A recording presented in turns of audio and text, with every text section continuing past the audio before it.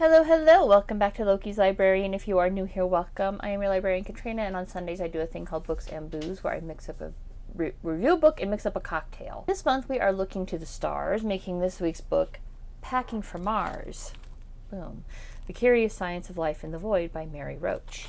The accompanying cocktail is a Mars cocktail, which is 2 ounces of bourbon, 1 ounce of sweet vermouth, a quarter ounce of grenadine, 2 dashes of orange bitters, a small dash of Tabasco sauce, maraschino cherry and orange twist for garnish, except I don't have the orange twist because I forgot to buy an orange, so I'm just going to garnish with the cherry today.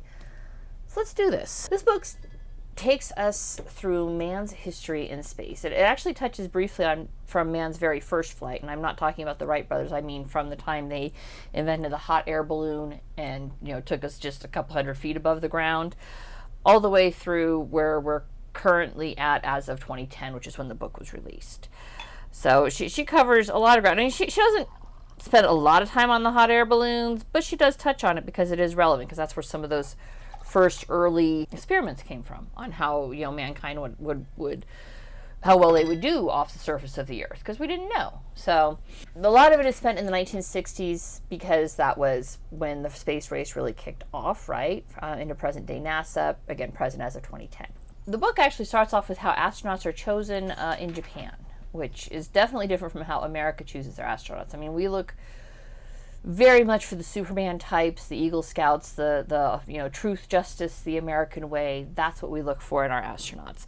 Japan has a more measured approach. They do extreme testing. Like their candidates are drawn not just from like members of their version of NASA, which is the Japan Aerospace Exploration Agency, JAXA. I mean, it's challenging, don't get me wrong. I'm not trying to downplay this in any way, shape, or form. In fact, theirs is probably, I have no idea what ours is like. I mean, she covers it, but Japan's really stuck out for a variety of reasons. Oh my God, my hair is a mess today. We look for these Superman types. Their astronauts are chosen from volunteers who undergo rigorous analysis. All right, they're under literally constant surveillance, all right, camera surveillance. So, and they know this, all right. They're aware that their every action is being watched, and this absolutely impacts decisions they make, because they're wondering, how is this going to affect my chances? If I do X, will this affect Y? And that makes a difference, but irrelevant, because pretty much every minute of your life is monitored when you're on the space station too. We need to know what's going on up there, so when something goes wrong, we can try and get you back to Earth safely. Not just leave them up there for a private industry to go and rescue, for example. Quarter ounce. This is real grenadine, which means it's made with pomegranate. It's not. I mean, people think it's grenadine is cherry. It's not. It's pomegranate. Everything they do is analyzed and judged. Do they eat every bite of a meal? If they don't, what aren't they eating?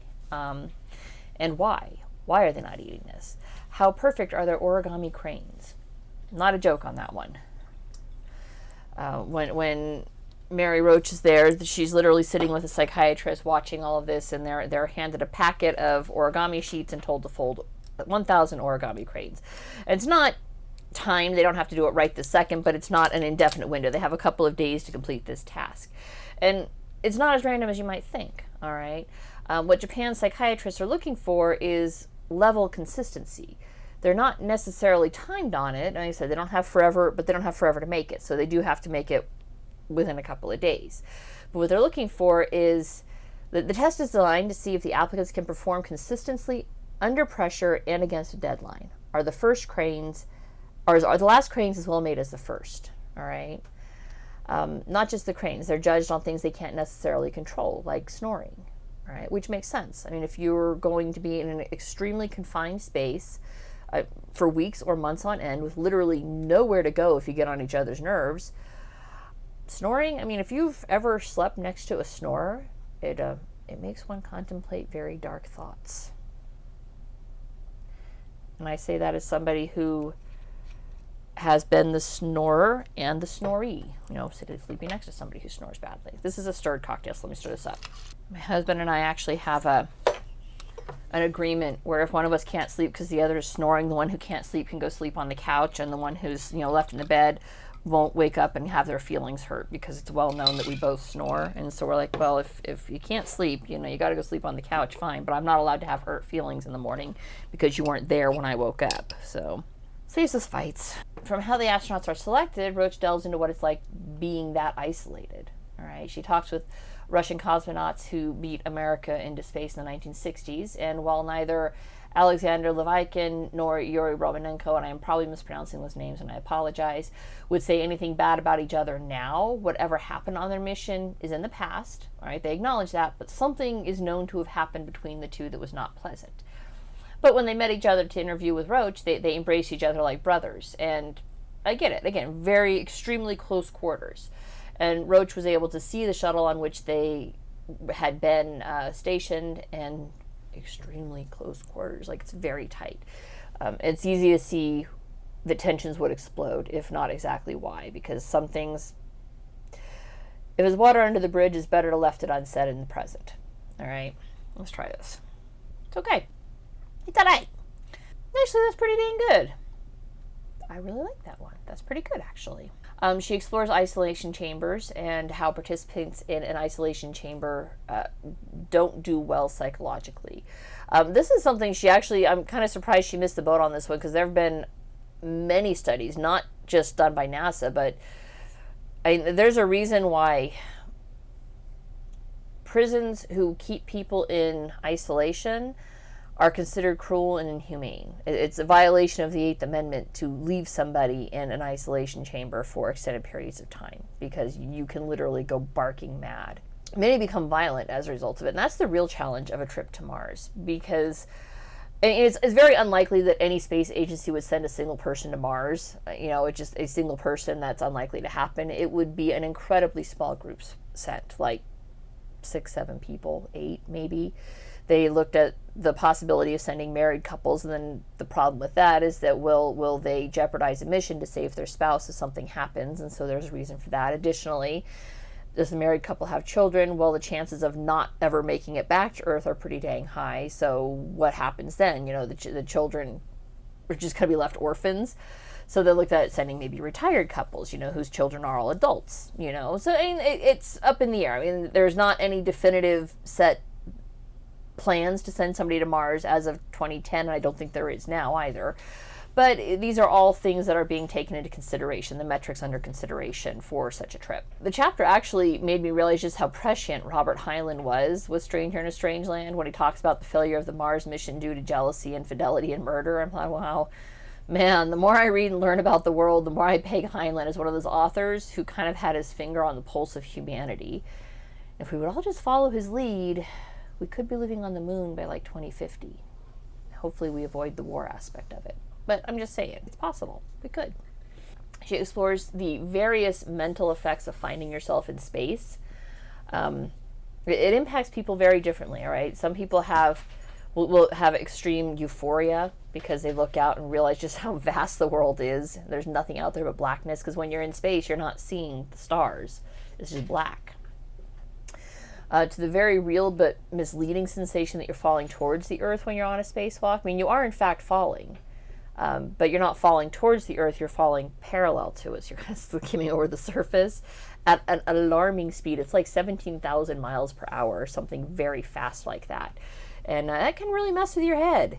Like, it really, really can. And there's not they do everything they can to prep for it here on Earth, but it's not like you can actually prepare for falling at 17,000 miles per hour. So it's just something that you gotta do to get over it. This book discusses very serious subject matters with very tongue-in-cheek, like sang-froid. Like when she's talking about cosmonaut Leonid having been given a suicide pill in case he couldn't make it back into the shuttle from his spacewalk, and his crewmate Pavel Belyayev was forced to leave him floating in space forever. Now, this didn't happen. This was an if scenario. Like, if you're unable to make it back in and we have to leave you behind, here's a cyanide pill. Go ahead and take yourself out so you're not in misery. Well, the problem is cyanide is the most common suicide method, like spies, internationally. If you look at spy museums, oh, here's a cyanide pill, this is what we gave them to kill themselves if they ever fell into enemy hands, blah blah blah.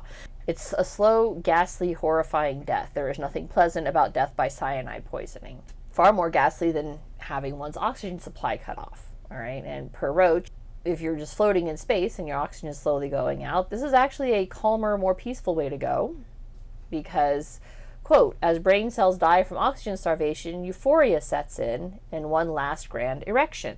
Because, hey, you're going out anyways, right? So, yeah, you can pick between a painful death by cyanide or blowing one last load in the stars. And pretty sure I know which one most people would pick. You know, painful death by cyanide, orgasmic pleasure. Yeah, I'm going to go with the, I'm going to go anyways. That's the way I'm picking. She goes into great detail on what life is like without gravity, which explains a lot about why NASA does the things they do. I mean, in space, it's not just your hair that floats, right? And you see the fun images of astronauts and the hair's all out to here and they're wailing with zero and weightless and woo, look at this. Everything floats. And I mean everything. Not just the boobs, not just the butt, your internal organs float. So, which means your body doesn't function the way you're used to. Carbonated beverages, you're not just going to burp, you're going to regurgitate a sweet stream of cola, but no carbonation because your organs are floating. Vomiting in your helmet could possibly be a death sentence because gravity, or rather lack of it, ensures that it does not fall down but kind of hovers near your face, covering your mouth and getting in your eyes, effectively blinding you. Not just because you can't see, but because the stomach acids, which are some of the most vitriolic acids out there, can cause retinal damage, like permanent retinal damage. So don't puke in your helmet. There's a big joke about how NASA spent millions developing a pen that would write in space, and the Russians just used a pencil. Well, it's not just that. If the graphite broke off a pencil, it could fly into any of the, tiny piece could fly into any of the instruments, which would cause huge problems. It could also fly directly into an astronaut's eye, causing a medical emergency. Ditto for breadcrumbs in space, which is why everything is like freeze-dried or tubed. She spent some time talking about the astronauts' food too. Pooping, everybody poops, right? They have to poop in a bag and then mix in an enzymatic digester to break it down, because the gases will continue to expand if they don't. And if the gases continue to expand in this bag, it will explode and you'll have a giant poop bomb in zero gravity. So, yeah. Like gravity, most people don't realize just how important gravity is to their dignity. I mean, most of us are going to fall victim to physics at some point, right? Gravity is going to be the villain. You're going to fall. You're going to hurt yourself. It'll probably be embarrassing and in front of a lot of people. You're a victim of physics and gravity. Gravity is what anchors your bladder to where it is. So like in space, you don't know that you have to pee until it's already running down your leg, because there's no pressure on your bladder to say, hey, we're filling up, you better empty us now. Ditto for pooping. You don't necessarily know you have to have a bowel movement until there's a turd floating by. So they actually schedule in poop breaks. They also talk about how the indignity of it was too much, and one astronaut went a record 9 days without pooping before it literally just became not an option for him. I might be able to make the 14 days. I mean, that might be a challenge I'd be willing to take on if push came to shove. No pun intended. She discusses the use of animals in the early space program, how Russia used dogs because their lead researcher liked dogs, and the U.S. used monkeys, specifically chimpanzees, who became celebrities in their own right. And the massive PR bomb that the U.S. dodged by making sure that our chimps at least came back to Earth. I mean, maybe not all alive, but Russia dealt with some shit when they left the first dog launched into orbit in orbit.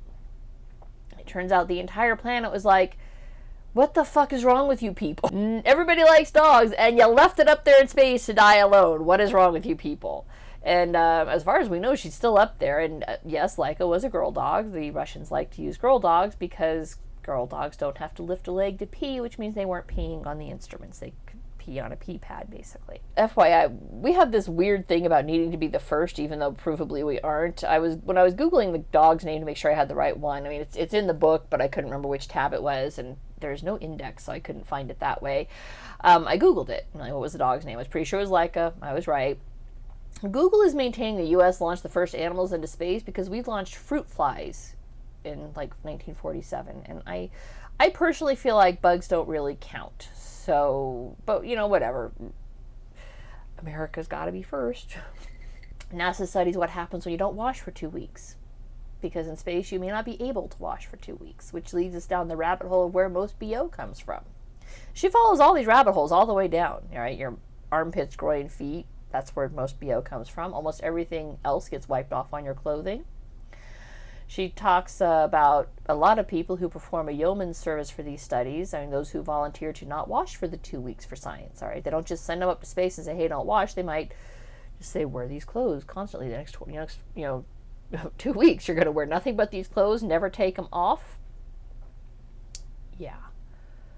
Yes, you can poop, but don't wipe, because we need to know. We need to know. Those who agree to stay in bed for 3 months so that NASA can study the effects of zero gravity. And that may seem like a non sequitur, but it really isn't. All right, in space, there's no gravity to push back against. And while practice in water is a good way to practice for spacewalk, from a buoyancy perspective, because there's no, you have buoyancy, laying in bed nonstop lets the doctor study the effects of atrophy on muscular development and how quickly things will atrophy, so they know what's the longest that astronauts can stay in space and still be in a recoverable position, and pooping, in space, because no gravity.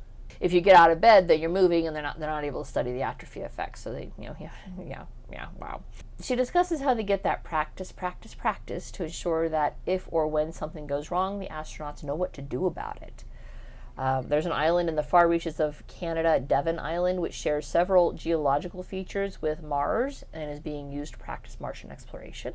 While a lot of the book is lighthearted, it's tongue-in-cheek, she's very witty in her bon mots, and it's a lot of fun to read. I laughed a lot during this book, which was a nice relief from last week's book, and definitely a nice relief for this coming week's book. Experimentation of sanitizing urine for ingestion, for example. She did that, and yes, ingested it.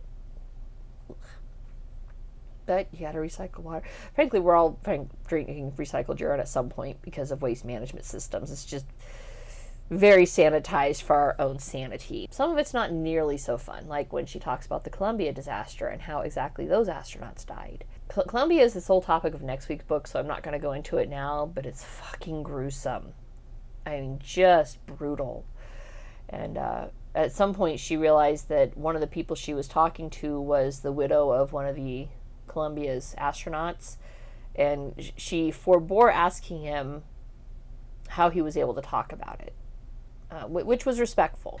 This book was a lot of fun. It covers a lot of ground in a very relatable manner, imparting a lot of information. It covers just how serious the tasks at hand are, as well as the incredible amount of general knowledge that has been contributed as a whole as a result of the space program.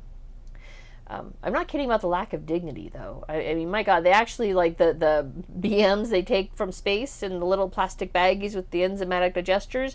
Somewhere in Johnson Space Center, there's like a walk-in fridge of every BM ever taken by an astronaut in space. And it's not like it's the freshest stuff, because they've had power outages in the interim. I mean, think of Hurricane Rita wiping out Houston, but they still have them, and I'm not sure why. It's for posterity, I guess. And they're marked. They know who took which bowel movement. I don't know, man. Somewhere out there's a fecophiliac who's having a heart attack when I'm saying this, but anyways. As I was reading this book, as it wound down, I realized NASA actually has an outstanding track record for safety. And we've really only had 3 majors. There have been a couple more if you take into account other agencies, but not much, because everybody takes this so deadly serious that there's been a very minimal amount of major space catastrophes in the nearly 70 years of NASA's history. Remarkably few, which speaks absolute volumes of how prepared NASA is and how hard they work to ensure the safety of those they send up. So we've had 67 years, right? NASA was founded in 58, and we've had 4 notable catastrophes, right? We had the Apollo 1 fire in 1967, which killed 3, Apollo 13 oxygen tank explosion, no casualties because of how prepared they were. The Challenger disaster in 86, which had no survivors, and of course Columbia in 2003, no survivors. That's it. 4 accidents or catastrophes in 67 years is an outstanding safety record. Problem is, it's the no survivor ones that really stand out. And fair enough, right? When people die, that's always a tragedy. Unless it's, communism, in which case it's a statistic. But it's the repeated practice and preparation that allowed Apollo 13 to land safely in the end. And believe me, going over the safety record is not intended to downplay the insane courage it takes to allow yourself to be launched into space. because any given mission could experience that catastrophe. An astronaut is not a safe job. I'm not trying to downplay that in any metric. Given how much they are watched when they're on mission and everything is recorded, the job has a lot of indignities attached to it. All right, and you still have to be a modern day hero to be willing to do it. I enjoyed this book. It was a lot of fun. Learned a lot. She's a very readable author. It was like I said, very tongue-in-cheek, but very serious. And she throws in the tongue-in-cheek to keep you from crying when you read about how the Columbia astronauts perished. That's it for this week. If you like what you saw, don't forget to subscribe. I will see you guys next Sunday. Bye.